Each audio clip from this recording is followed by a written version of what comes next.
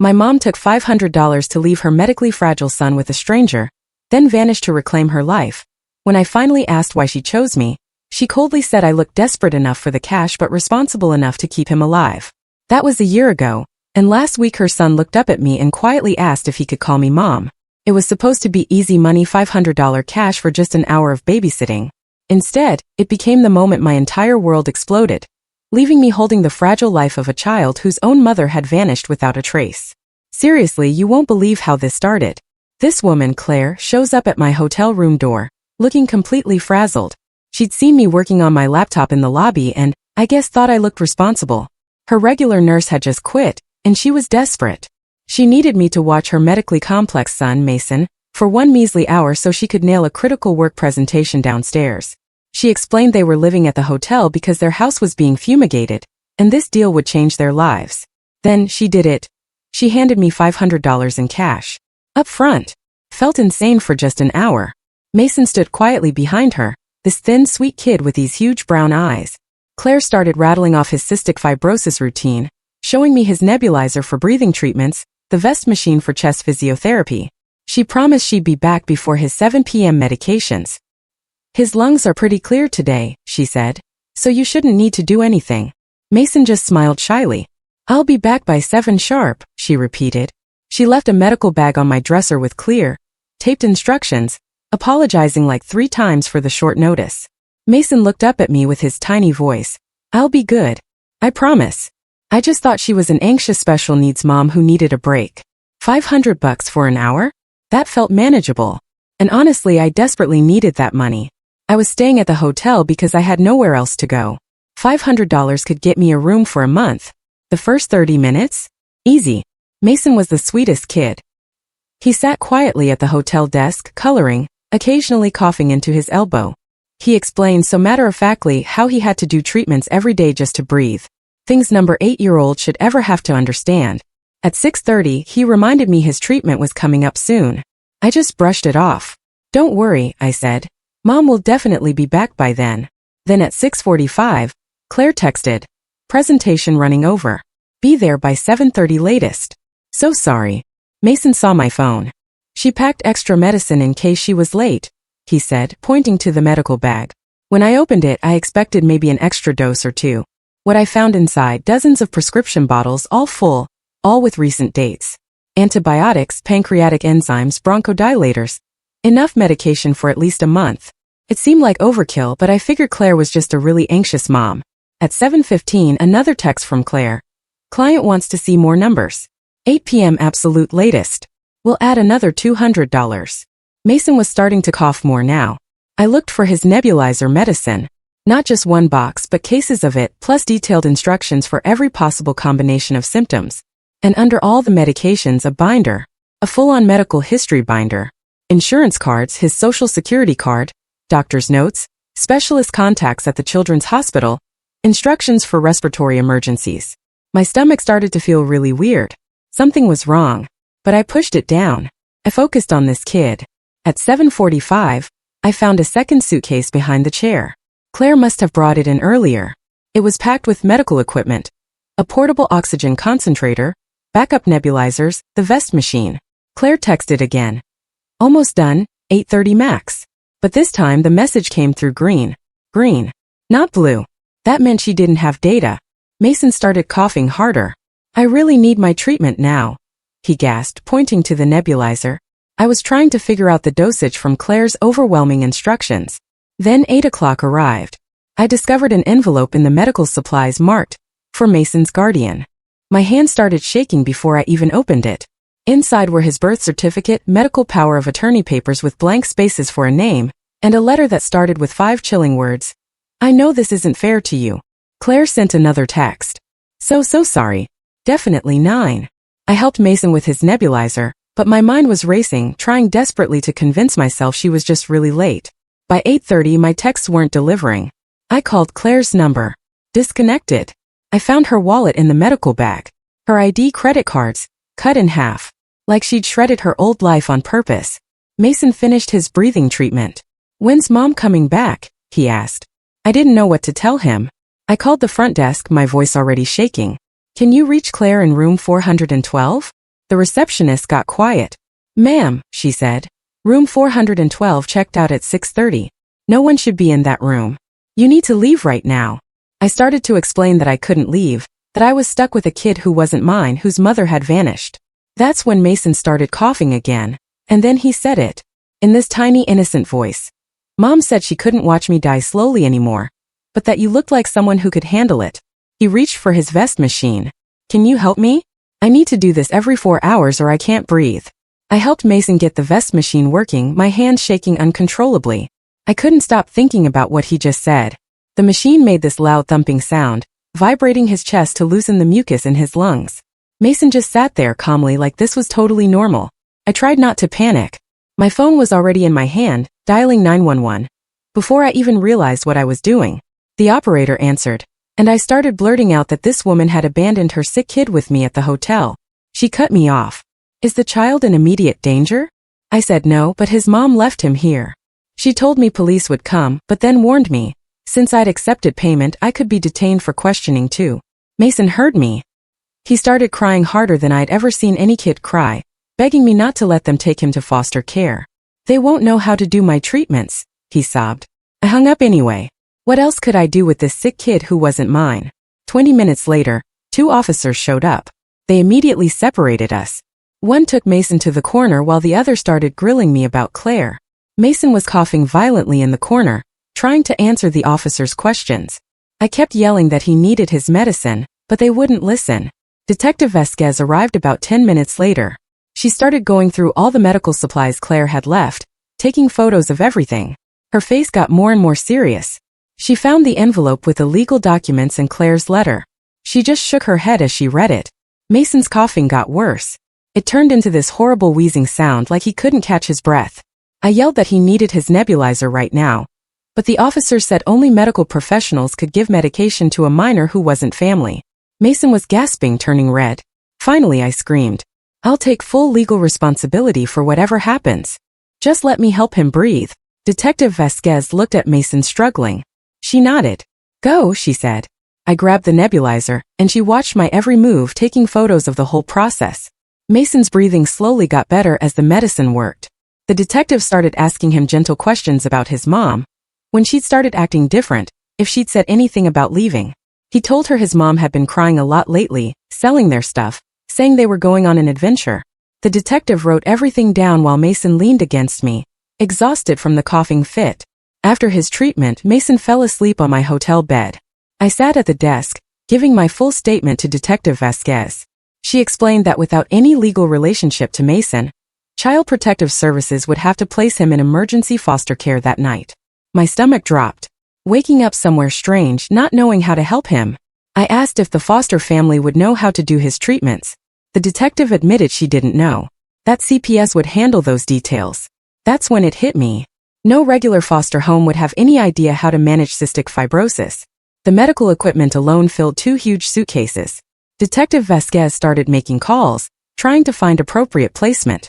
Mason woke up crying for his mom, and I just held him while she talked to supervisor after supervisor. Around midnight, we moved down to the hotel lobby. The detective needed to coordinate with CPS, and didn't want to keep waking Mason. Bethany Torres from CPS showed up at 12:30. She looked exhausted, but her eyes widened when she saw all the medical equipment. She immediately understood how complicated this was. She admitted they had no foster homes equipped for CF care. She started calling medical foster agencies, but at 1 o'clock in the morning, none had openings. Mason needed his 2 a.m. treatment, but Bethany said we had to follow protocol. Medical authorization was required before I could give him any medication, since I wasn't his guardian. His breathing got more labored as we waited 45 minutes for an on-call pediatrician to call back and approve the treatment plan. The doctor finally called and authorized me to give the treatment under Bethany's supervision. So I helped Mason with his nebulizer while she took detailed notes on every step of the routine. She watched me measure the medicine, attach the mask, time the treatment, clean the equipment. Quietly, she admitted she'd never handled a medical abandonment this severe in her 15 years with CPS. The detective left around midnight. I barely slept, checking on Mason every hour as he tossed and turned. At 6 a.m., Bethany knocked softly. We went down to the lobby with Claire's medical binder, leaving Mason sleeping. She flipped through hospital record after hospital record, pointing out admission after admission to Children's Hospital. Dr. Samuel Park's name was on most of them. The record showed Claire bringing Mason in for pneumonia 6 times last year, each stay lasting weeks. Bethany noted how the discharge summaries mentioned Claire's increasing anxiety about his care. She found notes from social workers about Claire refusing respite care, insisting she could handle everything herself, even when nurses documented her falling asleep during Mason's treatments. At 8 a.m. the detective came back. She pulled us aside in the lobby and showed us credit card records on her phone. Claire had bought a one-way ticket to San Jose, Costa Rica, at 6:15 p.m. yesterday evening, right after she'd left Mason with me. The flight departed at 11 last night. While I was still texting her, thinking she was in a meeting downstairs, Mason woke up then and came padding into the lobby in his pajamas, asking if his mom had called yet. I told him she was still busy with work stuff. He just nodded, used to disappointments, then reminded me his morning treatment was in 30 minutes. Back in the room, Bethany made more calls while I helped Mason with his nebulizer. He breathed in the medicine like he'd done it 1,000 times. At 10 o'clock, Bethany hung up. No medical foster families were available for a child with Mason's level of care needs. Protocol, she said, required admitting him to Children's Hospital for placement planning. Basically, keeping him in the pediatric ward until they figured something out. Mason heard this. He started shaking his head fast, backing away from Bethany toward me. "Hospital makes me sicker," he whispered, his voice high and scared. "I always catch stuff from other kids there, and Mom says my lungs can't handle it." Bethany looked uncomfortable but said it was the only option since he needed round-the-clock medical supervision, and I wasn't certified for that level of care. I stepped forward. "I can keep taking care of him," I said. "I already know his whole routine, and he's doing fine with me." The detective surprised me by backing me up, telling Bethany that Mason had been medically stable for the past 12 hours under my care. Bethany shook her head. "You'd need emergency foster certification. That takes weeks of background checks, home studies, training classes." The detective pointed out that sending Mason to the hospital when he had appropriate care here seemed backwards. But Bethany said regulations were regulations. At noon I helped Mason count out his enzyme pills. He explained he needed 6 capsules for a sandwich because of the fat content in the cheese and mayo. He knew exactly how many pills for every type of food, rattling off numbers for pizza, chicken nuggets, mac and cheese like other kids know video game scores. After lunch, Bethany made more calls. At 2 o'clock, there was a knock on the door. A tall man with gray hair walked in. Mason's whole face lit up. "Dr. Park," he yelled, running over. The doctor hugged him, asked about his lungs, then sat down to review all the medications Claire had left. He went through each bottle carefully, checking doses and expiration dates, nodding. He confirmed Claire had maintained perfect medical management despite everything else. He told Bethany that Claire had been an excellent medical parent, never missing appointments or treatments, which made this abandonment even more confusing. At 3 p.m. we all moved to the hotel's small conference room. Dr. Park pulled Bethany aside for a serious conversation. He explained that Mason was too medically fragile for standard foster care, requiring someone trained in airway clearance, medication management, and recognizing respiratory distress. He looked directly at me. "Temporary medical guardianship should go to someone already familiar with Mason's routine," he said. "Someone he trusted, someone who'd successfully managed his care for the past day." Bethany immediately objected, listing regulations about background checks, home studies, mandatory training periods that couldn't be waived. Dr. Park countered that Mason's medical needs trumped standard protocol, and keeping him stable was more important than following every bureaucratic rule. They went back and forth while Mason sat next to me, doing his afternoon breathing treatment with practiced movements. At 4 o'clock, a woman from CPS arrived with fingerprinting equipment. I rolled my prints while Mason watched, curious about the ink. The detective had called in favors to fast-track my background check, promising results within hours instead of days. While we waited, Mason and I went back to the room for his afternoon vest therapy, the machine vibrating his chest while he played games on my phone. At 6 p.m., the detective called with my background results. She told Bethany they found only my recent eviction and job loss from the restaurant closing. Nothing that disqualified me from emergency placement. We ordered room service. Mason told me about his favorite video game while carefully taking his evening pills. Casually, he mentioned that his mom used to cry during his treatments. "She'd try to hide it," he said, poking at his chicken, "but I could see. She said it wasn't fair that I had to work so hard just to breathe." He looked up at me with those huge brown eyes and asked if I was going to cry too. I promised him I'd be strong. That crying wouldn't help him breathe any better. He smiled just a little. At 8 p.m., Bethany came back, looking frustrated. She carried a stack of papers that needed a family court judge's signature for emergency placement. The problem? Family court closed at 5 o'clock on Fridays and wouldn't reopen until Monday morning. Mason would spend the entire weekend in the hospital unless we found an emergency judge. She'd already called 3 judges at home, but none would sign placement papers without a full hearing, and the emergency on-call judge only handled criminal matters. Dr. Park pulled out his phone and started scrolling through his contacts while Bethany kept checking her watch. Mason played with the hospital bed controls. After a few minutes, Dr. Park's face lit up. He stepped into the hallway to make a call. When he came back in, he said Judge Wells would see us at her house if we could get there by 10 o'clock. That gave us less than an hour to drive across Denver with all of Mason's medical equipment. Bethany grabbed the portable oxygen tank, while I packed the nebulizer and medications into a hospital bag. Dr. Park helped Mason into a wheelchair, even though he insisted he could walk. We loaded everything into Bethany's car. I sat in the back with Mason, who was getting quieter as we drove through the dark streets toward the judge's house in Cherry Hills. The house was huge with a circular driveway. Mason's eyes went wide when we pulled up, but then he started coughing hard from the stress, and I had to help him with his inhaler before we could go inside. Judge Wells answered the door herself, wearing jeans and a sweater instead of robes. She led us into a living room where her husband was watching TV with their golden retriever. She sent Mason to sit with her husband while she took me and Bethany into her home office, closing the door behind us. For the next 30 minutes, she grilled me. Everything. My employment history, my experience with children, why I was living in a hotel. And I could tell from her face, she was not happy with any of my answers. She kept asking how I could possibly manage a child with such complex medical needs, when I couldn't even manage stable housing for myself. I didn't have good answers, except that Mason trusted me and the hospital would terrify him. Then she called Mason in. She asked him to show her his medical routine. He laid out all his medications on her desk, explaining what each one did and when he had to take it. He demonstrated how to use the nebulizer and the vest machine, talking about peak flow meters and lung function tests like a tiny medical student. I saw the judge's expression soften as she watched him. When she asked if he felt safe with me, Mason looked her straight in the eye. "She's the only person besides my mom who knows how to help me breathe right," he said. "And the hospital makes me worse because the nurses there don't listen when I tell them something's wrong."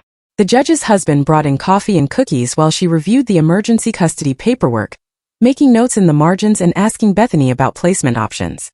At 11 p.m., she signed the papers, granting me temporary custody for 72 hours. But she warned that this was highly unusual, and I'd need to prove at Tuesday's hearing that I could provide proper care. We drove back to the hotel in silence, except for Mason's occasional coughs. I carried him up to our room because he'd fallen asleep in the car from exhaustion. At 6 a.m., I woke to Mason having a coughing fit. It sounded different from his usual morning congestion, wet and rattling in a way that made my chest tight with worry. I fumbled through Claire's binder, looking for the morning routine. It was way more complicated than the evening treatments. 3 different medications, specific order, exact timing between them. Mason guided me through mixing the medications, coughing between instructions. I had to stop twice to let him catch his breath. The vest machine had to run for 30 minutes instead of 20, and there were extra supplements that needed to be crushed and mixed with applesauce because he couldn't swallow pills when his throat was this inflamed. By the time we finished, it was almost 8 o'clock, and Mason was exhausted again, curling up on the bed while I cleaned the equipment and worried if I was doing any of this right. At 9 o'clock, Bethany showed up, looking frazzled, phone in hand. Before I could stop her, she was showing me a Facebook post that had apparently gone viral overnight. Claire had posted this long manifesto about how society expected mothers to sacrifice everything for sick children, and how she was reclaiming her life from medical slavery, complete with pictures of her on a beach somewhere looking happy and free. Mason saw the screen before Bethany could hide it. His face just crumpled as he read his mom's words about being liberated from the burden of his illness. He pushed away his breathing treatment. "Maybe Mom was right," he whispered. "Maybe I am too much trouble for anyone. Maybe it would be better if I just stopped taking all the medicine and let whatever happened happen." I had to physically hold the nebulizer mask to his face while he sobbed about being a burden, telling him over and over that he wasn't too much trouble, while Bethany called Dr. Park in a panic. It took an hour to get him through the full treatment because he kept pulling away, saying he didn't deserve all this help. His breathing got worse with each sob. Dr. Park showed up at 2 with his medical bag and a worried expression. He listened to Mason's lungs for a long time before adjusting his medication doses. He pulled me aside while Mason dozed and explained that emotional distress could trigger serious complications with CF. Mason's lung function had dropped 5% just from the stress of the last few days. He wrote new prescriptions and adjusted the treatment schedule, adding an extra breathing treatment in the afternoon and increasing one of the antibiotics. While he was packing up his bag, Detective Vasquez called. They traced Claire's financial records. She'd emptied Mason's medical trust fund 3 days before abandoning him. The account had contained $47,000 from a settlement when Mason was diagnosed, money specifically set aside for his medical care. Claire had withdrawn every penny. The $500 she'd given me was literally all that was left of Mason's money. I sat there staring at the cash in my wallet, realizing it wouldn't even cover one prescription refill. Detective Vasquez said they were building a case for abandonment and fraud. But that wouldn't help with Mason's immediate needs. I could hear her frustration through the phone about how Claire had planned this so carefully. Around 6 o'clock, the hotel manager knocked on our door with an eviction notice. Claire's credit card had been declined for the room charges, and they couldn't accept cash payment without proper identification. Mason heard the whole conversation from the bed and started hyperventilating about being homeless. His breathing getting so bad I had to give him an emergency inhaler dose, while the manager stood there looking uncomfortable. The manager shifted his weight. You have 30 minutes to pack before security escorts you out. He left while Mason wheezed into the inhaler mask, tears running down his face. I grabbed my phone to call Dr. Park but realized it was already past 7. Then someone knocked hard on the door, and a woman's voice called out, Linda Smith, Hospital Social Services. She pushed past me, carrying a folder thick with papers. One look at Mason struggling to breathe, and she immediately called Dr. Park on her cell, while pulling emergency housing vouchers from her bag. Within 20 minutes, she had Dr. Park agreeing to admit Mason for respiratory evaluation, which would qualify us for Ronald McDonald House placement. The hotel manager backed off when she flashed her hospital credentials and mentioned legal liability for evicting a sick child. Mason's breathing stabilized enough for him to pack his dinosaur backpack, while I started cramming medical supplies into the hotel laundry bags since we didn't have enough suitcases. Linda helped me organize the medications by dosing schedule, filling 3 large bags just with pills, nebulizer solutions, and enzyme capsules that had to be refrigerated. The vest machine alone took up an entire suitcase, plus the backup nebulizer, the peak flow meter, the pulse oximeter, and boxes of supplements Claire had stockpiled like she was preparing for the apocalypse. By midnight, we were in Dr. Park's emergency exam room at Children's Hospital, where Mason demonstrated his peak flow numbers and pretended not to understand that this was all paperwork gymnastics to get us housing. The admission papers listed respiratory evaluation and medication adjustment as the official reasons while Linda processed our Ronald McDonald House application in the hallway, occasionally poking her head in to ask about insurance numbers I didn't have. Mason fell asleep on the exam table clutching his stuffed T-Rex while nurses prepared a bed in the CF ward. His thin chest rising and falling in the practiced rhythm of someone who'd learned to breathe deliberately. The next morning, I woke up in the parent cot beside Mason's hospital bed to find Linda already there with more paperwork. We'd been approved for a room at Ronald McDonald House, but Mason needed to stay admitted for at least 48 hours for insurance purposes. She helped me wheel 3 carts of medical supplies down to the family resource room, where other parents stared at the sheer volume of medications one small boy required to stay alive. Around noon, I was organizing his breathing treatments by time when a woman in the hallway started yelling Mason's name. Before I could react, she burst into our room, screaming about Claire being evil and selfish, and how could she abandon her baby like this. The woman's face was red and twisted with rage as she pointed at Mason cowering in his bed, shouting that Claire was a monster who didn't deserve a child when so many CF parents would die for their kids. 2 security guards had to physically drag her out, while she kept screaming about how the CF community would never forgive Claire. Mason pulled his blanket over his head, shaking so hard his 4 alarms started beeping. Linda came running when she heard the commotion and spent an hour doing damage control, explaining to Mason that people sometimes said mean things when they were scared and hurt. I held his hand, my chest tight with anger at this stranger traumatizing an already traumatized kid. That afternoon, Linda sat with us while Mason did his vest treatment, the machine vibrating his chest to loosen mucus, while she helped me fill out temporary guardian paperwork that felt surreal to sign. She mentioned casually that Claire had been trying to get Mason into residential care for months, but kept getting denied because he wasn't sick enough yet.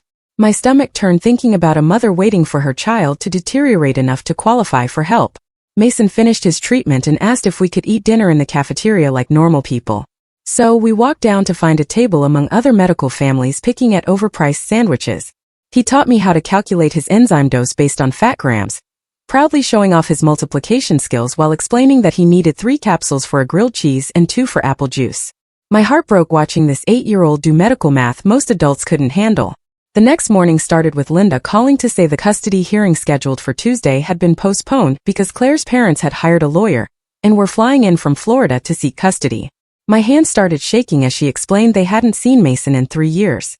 But grandparent rights were strong in Colorado, especially when the parents were absent.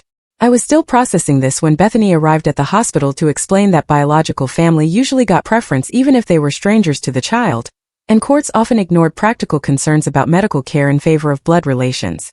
Mason overheard everything from his bed and started crying that he didn't want to go live with people he didn't remember, begging me not to let them take him to Florida, away from his doctors and his life. That afternoon, while waiting for discharge paperwork at Ronald McDonald House, Mason pulled out his mom's phone she'd left in the medical bag and showed me a video she'd recorded the night she left. Claire's face filled the screen, puffy and red from crying, explaining how she loved Mason more than life, but had nothing left inside after years of watching him suffer and fight for every breath. She talked about the guilt of resenting her own child's needs, the exhaustion that went bone deep, the way she'd started fantasizing about car accidents just to make it stop, and how she knew leaving made her a monster, but staying would have made her worse. Mason watched his mother apologize for being weak and empty, for not being the warrior mom he deserved. I sat there thinking about the impossible weight of keeping another human alive through sheer willpower. Dr. Park found us there and handed me a letter he'd written for the court about Mason's complex medical needs and my demonstrated competence in managing them. He noted that his grandparents were both in their 70s, which could impact their ability to perform the physical therapy required for his daily treatments. The next morning at 9 o'clock sharp, the grandparents' lawyer burst into the emergency hearing, demanding I be removed as Mason's guardian immediately. "She's just some random stranger who'd been paid to watch him for an hour," he yelled, "and is now trying to profit from their family tragedy." He waved papers at the judge, claiming they had proof I was unfit and that Mason needed to be on a plane to Florida by noon, where his real family could take proper care of him. The judge looked through the stack of documents while Mason sat next to me, breathing shallow and fast through his morning treatment that I'd started at 6:30 like always. 2 hours later, Judge Wells ordered both sides to submit to home studies within 48 hours, and said she was maintaining my temporary custody for 2 more weeks while the court investigated what was best for Mason. The grandparents' lawyer slammed his briefcase shut and stormed out while Bethany squeezed my shoulder and said we'd gotten more time than she expected. That afternoon, Mason finally had his first completely stable day since the hotel. His oxygen levels stayed above 95%. We settled into our room at Ronald McDonald House, where other families dealing with sick kids didn't stare at us or whisper about the abandonment case they'd seen on the news. A mom whose daughter had leukemia showed me where the good coffee was hidden, and another dad taught Mason a card game while his own son got dialysis down the hall. The next morning, Detective Vasquez called. She tracked Claire to a wellness resort in Costa Rica. She was posting Instagram photos of herself doing yoga on the beach, with captions about healing from trauma and finding her authentic self. Each post had hundreds of comments calling her a monster and saying she deserved prison. But Claire kept posting sunrise meditation photos, like she didn't have a care in the world. The day after that, everything fell apart. Mason's grandfather called the Ronald McDonald house phone demanding to speak to his grandson. Before I could stop it, Mason had grabbed the receiver, eager to talk to family. I heard the old man's voice getting louder through the phone as he told Mason this was all his fault, that his constant sickness and neediness had driven his mother away, that he was a burden who destroyed everything he touched. Mason's face crumpled as his grandfather kept going, saying Claire would still be here if Mason hadn't been so demanding with all his treatments and doctor visits and special needs. I grabbed the phone and hung up, but the damage was done. Mason pushed away his nebulizer. "I don't want to do my treatment anymore," he said, "since all I do is make people leave." Linda rushed over when I called her and arranged an emergency therapy session with a child psychologist who specialized in kids with medical trauma. Mason sat at a little table drawing while the therapist asked gentle questions. My heart broke when I saw his pictures. All of them showed himself as a black scribbled monster with other stick figures running away from him. The therapist said it would take time to undo what his grandfather had said, but she'd work with Mason twice a week if the court approved it. The next morning, I went to a CF parent education class at the hospital to learn more about managing Mason's long-term care. The instructor mentioned offhand that she remembered Claire from these same classes, how she'd attended them dozens of times over the years, always taking notes and asking questions like she was trying to be the perfect CF mom. The other parents in the class looked at me with sympathy when they heard I was Mason's emergency guardian. One mom whispered that she couldn't imagine abandoning her son no matter how hard it got. 2 days later, the report from the Florida home study came in, and it was worse than anyone expected. The grandparents lived 90 minutes from the nearest CF center, had no medical equipment set up, and the grandfather's medical record showed he'd been diagnosed with early-stage dementia 6 months ago. Despite all of this, the grandparents' lawyer stood up in court the next morning, arguing that blood relations were more important than anything else, and that Mason belonged with his real family, not some unemployed stranger who'd known him less than 2 weeks. Judge Wells seemed to actually consider his argument, asking about my employment status and financial situation. I tried not to panic about losing Mason to people who couldn't even manage his basic medical needs. Mason testified through a video link from a court advocate's office, sobbing as he explained his daily routine of treatments and medications, begging the judge to let him stay with me because I was the only person who hadn't left him or told him he was too much trouble. Judge Wells watched him cry on the screen, then announced she was appointing a guardian ad litem to represent Mason's best interests, since clearly the adults in his life couldn't agree on what those were. The guardian ad litem, a retired pediatric nurse named Margaret, showed up at Ronald McDonald House 3 days later with a clipboard. She spent the entire afternoon watching me manage Mason's treatment schedule, taking notes on everything from how I measured his medications to the way Mason relaxed when I helped him with his vest therapy. Margaret stayed for 6 hours total, watching me prepare his enzymes before meals, set up his nebulizer treatments, and help him through 2 rounds of chest physiotherapy. While Mason chatted with her about his favorite video games between coughing fits, she documented how he would grab my hand during the harder breathing treatments, and how I'd learned to distract him with stories about made-up adventures while the vest machine shook his tiny chest. Margaret watched me clean and sterilize all his equipment, organize his 17 different medications by time and dosage, and she saw Mason fall asleep against my shoulder after his evening treatment while I rubbed his back until his breathing steadied. The next morning, Linda called to warn me that reporters were asking questions at the hospital after Mason's grandparents had given an interview to Channel 9, calling me a stranger who was keeping their grandson from them. Within hours, my phone was ringing nonstop with reporters wanting my side of the story, and the Ronald McDonald House staff had to start screening visitors after 2 news vans parked outside. I kept Mason inside all day, but the next afternoon we had to go to the hospital for his regular checkup. The moment we stepped out the door, 3 reporters rushed us with cameras and microphones. Mason started hyperventilating immediately, his face going pale as they shouted questions about his mother and whether I was getting paid to keep him. His oxygen monitor started screaming as his levels dropped below 80. I scooped him up and ran back inside where the staff called an ambulance while Mason wheezed against my chest, his lips turning blue despite the emergency inhaler I gave him.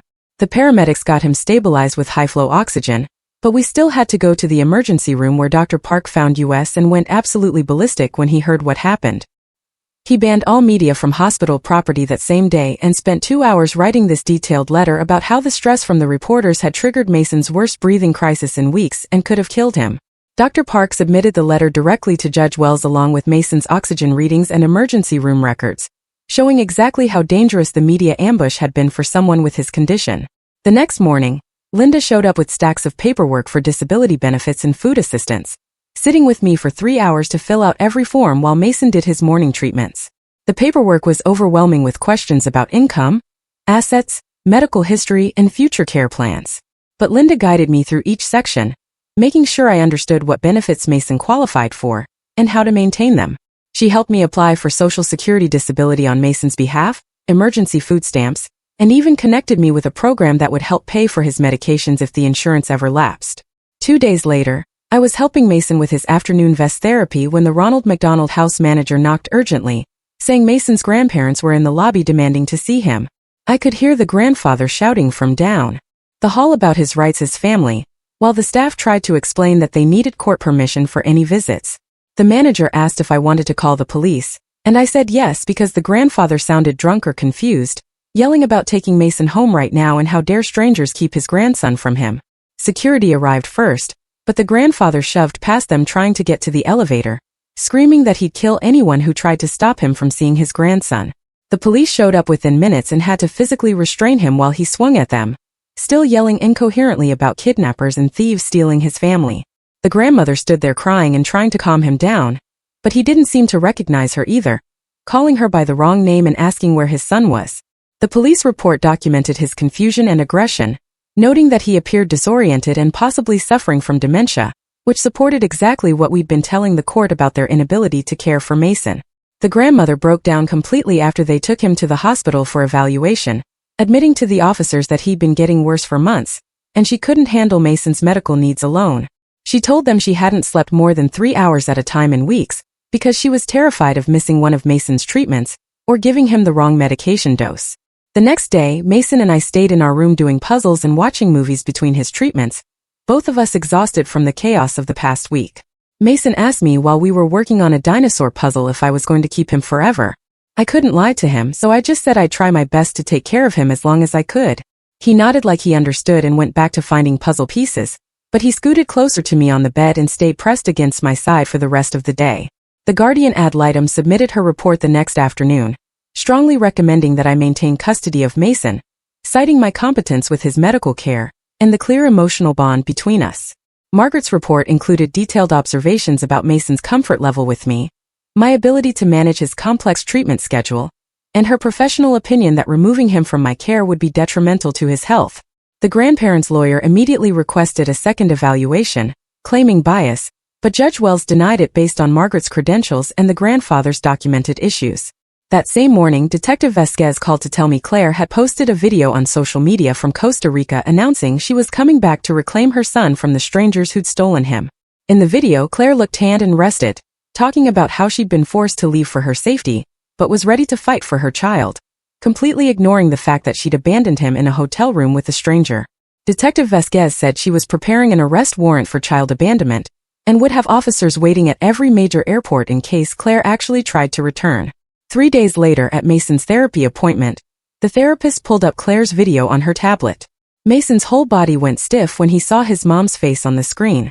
He watched her talk about being forced to leave for her safety, and his hands started shaking so bad I had to hold them. The therapist paused the video and asked Mason how he felt, but he just stared at the frozen image of his mom looking healthy and tanned. After a few minutes, he whispered that he wanted her back, but was scared she'd leave again. The therapist worked with him for the next hour on abandonment trauma, while I sat there watching this kid try to process something number 8-year-old should have to understand. The next morning, I finally caught a break when a company called about the remote data entry application I'd submitted weeks ago. They offered me 20 hours a week that I could do from anywhere, with flexible scheduling around Mason's treatments. The pay wasn't great, but it was real income for the first time since this whole mess started. I set up my laptop at the Ronald McDonald House while Mason did his morning nebulizer treatment and started entering medical billing codes. The work was boring, but I could pause whenever Mason needed his vest therapy or had a coughing fit. That afternoon, Bethany came for her final home visit before the custody hearing and walked through our room at the Ronald McDonald House, taking notes. She checked that Mason's medications were organized and his equipment was set up properly near his bed. She watched me help him with his afternoon treatment and saw how we'd gotten into a routine with his care. Before she left, she told me she'd never seen someone step up like I had for a kid who wasn't even theirs. The custody hearing started at 9 o'clock the next morning with Mason's grandparents and their lawyer sitting across from us in the courtroom. Their lawyer stood up and argued that I was still technically homeless, since the Ronald McDonald House was temporary housing. He pointed out I'd only had a job for 2 days and had no family support system or experience raising a child. The grandparents sat there nodding while he talked about how they had a stable home and could provide for Mason properly. When it was our turn, our court-appointed lawyer called Dr. Park to testify about Mason's medical needs. Dr. Park explained how I'd learned every aspect of Mason's complex treatment routine in just a few weeks. He told the judge that Mason's lung function had actually improved since he'd been in my care. Then he said clearly that disrupting Mason's stability now by moving him to Florida could trigger a serious decline in his condition. The judge asked him if he believed I was capable of managing Mason's medical needs long-term, and he said yes without hesitation. After lunch, the grandmother suddenly stood up while her lawyer was talking and said she needed to speak. She looked at Mason and then at me and said she couldn't do to him what her daughter had done. She told the judge they were withdrawing their petition for custody because Mason needed stability more than anything. Her husband looked confused and asked where Claire was, like he'd forgotten she'd abandoned Mason. The grandmother had to remind him that Claire was gone, and they were in court about Mason's custody. Judge Wells called a recess to let the grandparents' lawyer figure out what was happening, but when we came back, they confirmed they were withdrawing. The judge then granted me temporary legal guardianship for 6 months with the possibility of permanence if Claire didn't return. Mason ran over and hugged me right there in the courtroom while the bailiff tried not to smile. The next morning, we started figuring out our new life with actual legal security for the first time. I enrolled Mason in the elementary school near the Ronald McDonald House and got him on my employer's health insurance. We set up a regular therapy schedule, and I learned how to navigate the special education system for his needs. Mason started to relax in a way I hadn't seen before, like he finally believed he wasn't going to be moved again. That afternoon, Detective Vasquez called with news that made my stomach drop all over again. Claire had been detained at Miami International Airport trying to fly back to Denver from the Bahamas. She was in custody pending extradition back to Colorado to face child abandonment charges. The detective said Claire was claiming she'd had a mental breakdown and never meant to leave Mason permanently. The next morning, Mason came to me during his breathing treatment and asked if he could visit his mom in jail. His therapist had apparently told him it might help with closure, but I was scared it would undo all his progress. Mason looked at me with those huge brown eyes and said he needed to ask her why she left him with a stranger. The next morning, I drove Mason to the county jail with my hands shaking on the steering wheel, while he sat quietly holding his breathing treatment bag. The visitor room had thick glass between us, and the metal chairs where we waited made Mason look even smaller than usual. Claire came in wearing orange and started crying the second she saw Mason, who just stared at her through the glass. She picked up the phone on her side, and I held ours so Mason could hear while she kept saying she was sorry over and over. Mason asked why she left him, and Claire broke down completely, admitting she'd been planning it for months after researching safe surrender laws, but hotels didn't count. She said she picked me because I looked kind and desperate enough to need the money, but responsible enough to keep him safe. Mason listened without saying anything while Claire explained how she couldn't watch him get sicker every day, and how the medical bills had destroyed everything. The visit lasted 20 minutes before Mason said he wanted to leave, and we walked out while Claire was still crying behind the glass. The next day, his therapist spent 2 hours with him working through the visit, and Mason finally admitted he was mad at his mom, but also glad she was alive. He drew pictures of the jail and his mom in orange while the therapist helped him understand that none of this was his fault. 2 days later, Linda from the hospital came to our motel room with stacks of paperwork for housing assistance and Mason's Social Security benefits. She sat at the little table, showing me how to fill out each form while Mason did his vest treatment in the corner. The housing voucher would get us a real apartment near the hospital, and the benefits would cover Mason's medical supplies. Linda stayed 3 hours making sure every line was perfect, and promised to walk the applications through herself. For days after that, Claire's public defender called, saying Claire would plead guilty if I'd support a minimum sentence recommendation.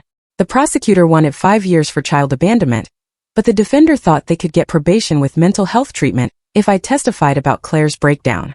I told him I needed to think about it while Mason colored at the desk, pretending not to listen. That afternoon, Mason asked if he could write a letter to the judge and spent 2 hours working on it at the motel desk. His handwriting was shaky, but he wrote that he loved his mom, but felt safer with me now and wanted to stay with me even after she got out. He drew a picture of his lungs at the bottom to show why he needed so much medicine and signed it with a smiley face. The next morning, we moved into a subsidized 2-bedroom apartment 4 blocks from Children's Hospital, with Linda helping us carry boxes. Mason got his own room for the first time in months, and immediately started taping up cystic fibrosis awareness posters the hospital had given him. He arranged his medicine on a special shelf and put his vest machine by the window where he could watch kids playing while doing treatments. 3 days before the sentencing hearing, Mason's therapist spent extra time preparing him for different outcomes. Mason decided he wanted to go to say goodbye properly, and the therapist helped him practice what he might want to say. The morning of sentencing, we sat in the back row of the courtroom while Claire stood in front of the judge reading a statement about caregiver burnout. She talked about watching Mason struggle to breathe every night, and how she'd spent his college fund on medical bills, and couldn't afford his new lung medication. The judge kept rubbing her forehead while Claire explained how she'd had a complete mental breakdown, and never meant to abandon him permanently. The prosecutor showed pictures of the medical supplies Claire had left and pointed out she'd clearly planned everything in advance. After 2 hours of arguments, the judge said she understood caregiver burnout, but couldn't ignore the planning involved in the abandonment. She sentenced Claire to 2 years with possibility of parole in 1 year, if she completed mental health treatment and parenting classes. Mason cried quietly beside me, but seemed relieved to finally know what would happen.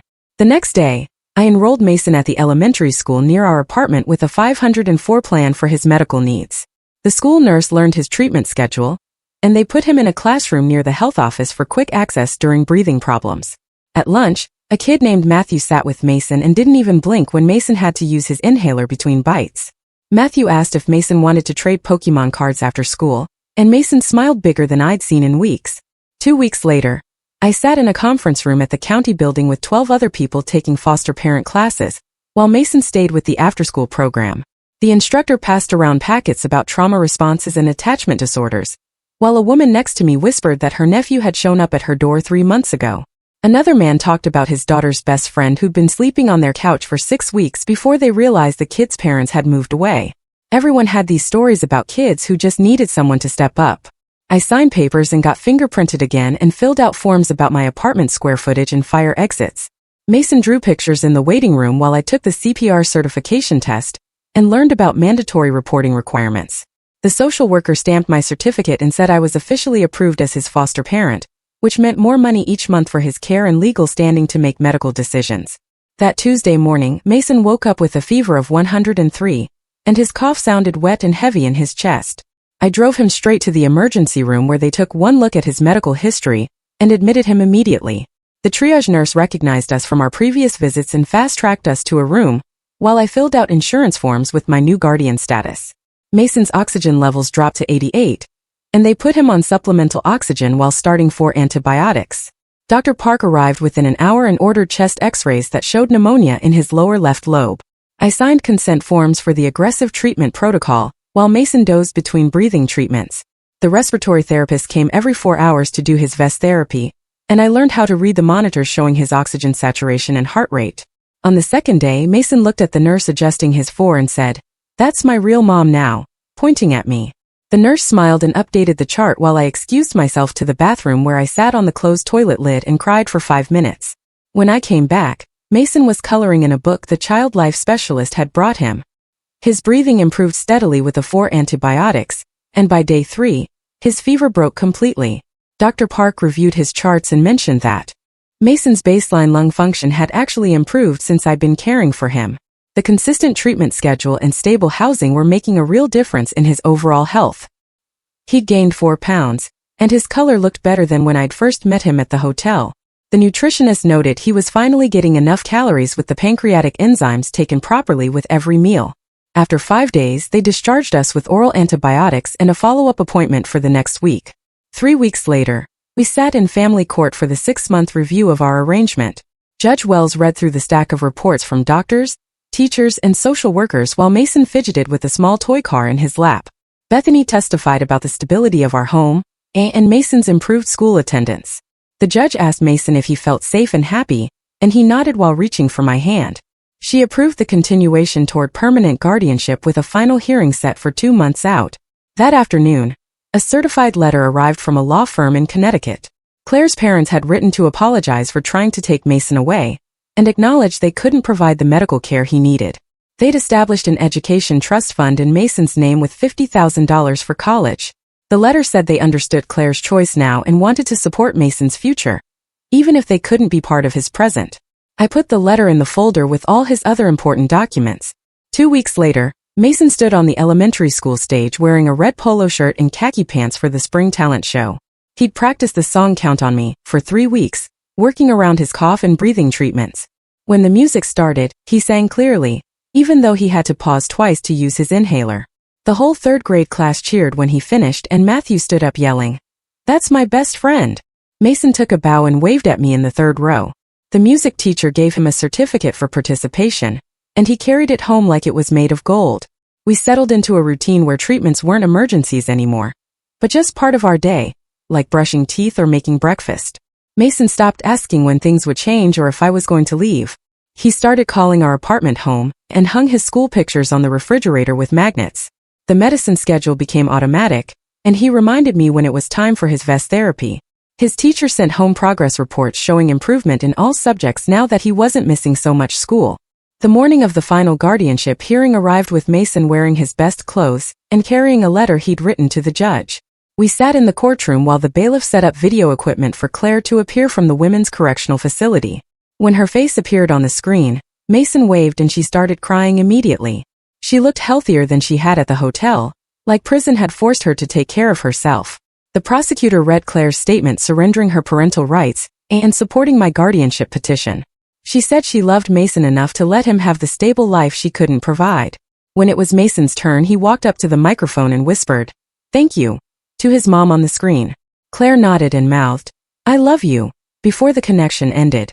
Judge Wells signed the permanent guardianship order, giving me full legal custody with adoption rights available after Claire completed her sentence in 18 months. Walking out of the courthouse into the bright spring afternoon, Mason tugged on my sleeve and looked up at me with those huge brown eyes. "Can I call you Mom now?" he asked in that quiet voice of his. And I nodded because I couldn't speak past the lump in my throat. We stood there on the courthouse steps holding each other while people walked around us, both of us crying happy tears for the first time in months. The next morning, Dr. Park practically bounced into the exam room with Mason's latest test results, showing us how his lung function had improved by 15% since finding stability with me. He adjusted Mason's treatment plan, reducing some medications because the stress of uncertainty wasn't making his symptoms worse anymore. The following afternoon, Mason and I bought seeds in small pots at the hardware store to start a garden on our apartment balcony. He carefully wrote labels for each plant with names like Detective Rita, for the tomatoes, and Linda, for the sunflowers, saying, "Each person who helped us deserves to grow into something beautiful." 3 days later, Linda stopped by with a thick folder of resources for families like ours, connecting us with support groups and respite care programs. She showed me how to apply for additional assistance and introduced us to other parents raising kids with CF, making sure we knew we weren't alone in this anymore. Within a week, Mason was doing his breathing treatments completely on his own while I worked from my laptop at the kitchen table, our morning routine flowing smoothly without me having to check Claire's old notes.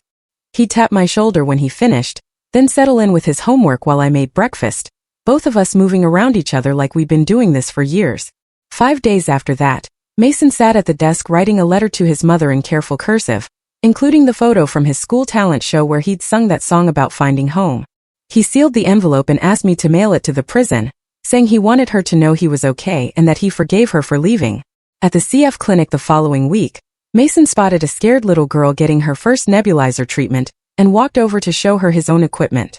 He explained how the medicine would help her breathe better, demonstrating his vest machine and making her laugh by calling it his shake and bake routine. By the next week, I realized I hadn't looked at Claire's medical binder in days because Mason's routine had become as natural as brushing my teeth. I knew which medications went with which symptoms, when to call the doctor versus when to wait, and how to read the subtle signs of a flare-up starting. Mason's teacher pulled me aside at our parent conference to tell me how much he'd improved since the beginning of the school year. She called him their miracle story, because his grades had jumped 2 levels once he wasn't worried about where he'd sleep each night or if anyone would remember his treatments. That evening, Mason finished his breathing treatment and curled up next to me on our worn couch with his library copy of Harry Potter and the Sorcerer's Stone. "Read the part about the mirror again," he said, settling his head against my shoulder while his breathing stayed steady and calm. As I read about Harry seeing his parents in the mirror of Ariste, about a boy who found family in the most unexpected place, Mason's hand found mine and squeezed. His breathing was even and peaceful. No wheeze or struggle, just the quiet rhythm of a kid who finally knew he was safe. We sat there in our small apartment with his medical equipment humming in the corner and his garden growing on the balcony, both of us finally understanding what it meant to be home.